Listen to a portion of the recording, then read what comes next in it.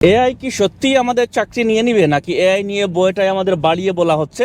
একসময় মানুষ ভাবতো গাড়ি বের হলে ঘোড়ার গাড়ির চালকের চাকরি থাকবে না, এটিএম আসলে ব্যাংক কর্মচারীদের চাকরি থাকবে না, ইন্টারনেট আসলে দোকানপাট শেষ।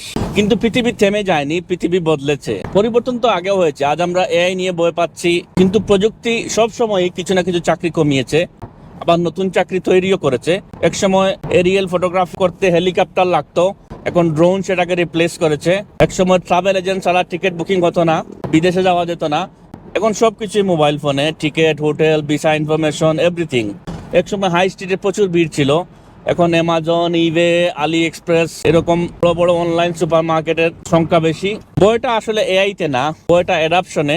কারণ ইতিহাস বলে প্রযুক্তি সাধারণত চাকরি পুরোপুরি ধ্বংস করে না, প্রযুক্তি সেই মানুষকে ধ্বংস করে যে নতুন স্কিল শিখে না ও নতুন স্কিল শিখতে চায় না।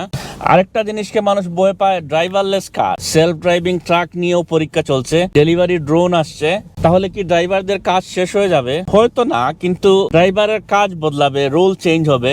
যেমন লিফট অপারেটরের ডিমান্ড এখন এই বললেই চলে, কিন্তু software engineer, app developer, data analyst এই জবগুলো কিন্তু একসময় বেশি ডিমান্ড ছিল না, কিন্তু এখন এগুলোর ডিমান্ড অনেক বেশি। আরেকটা এক্সাম্পল দেই ইউকের হাই স্ট্রিট রিয়েলিটি নিয়ে।